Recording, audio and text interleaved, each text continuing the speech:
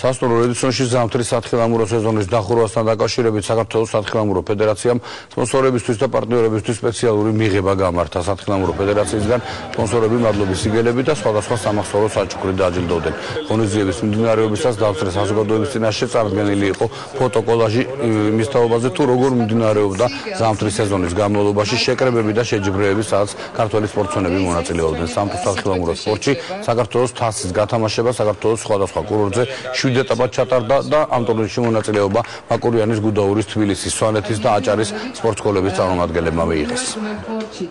კარგი სეზონი იყო, კარგად ჩაერა, როგორც დაგვეგმეთ ყველაფერი, ისე ჩაერა ამ სეზონმა წარმატებულად და დღეს გვაქვს ჩვენ სეზონის დახურვის დამთავრების საღამო. ჩვენ დავპატიჟეთ ყველა სპონსორები, ვინც მონაწილეობა მიიღო წლევანდელ წელს ჩემპიონატის ჩატარებაში. წელს თბილისის მერიამ და გუდაურის განვითარების ფონდმა და გუდაურის კურორტმა უმასპინძლა საქართველოს ჩემპიონატის რამოდენიმე ეტაპს, კერძოდ კი 3 ეტაპს და დასკვნით ეტაპს. მე მინდა ვთქვა, რომ ყველა კურორტებთან შედარებით გუდაური არის ფლაგმანი კურორტი.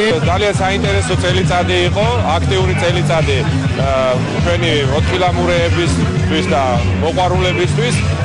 როგორც იცით, დაიტვირთა როგორც მესტიის სამთო სათხილამურო კურორტი, ასევე ძალიან აქტიურად ჩაერთო წელს უკვე გუდაურის სათხილამურო კურორტი.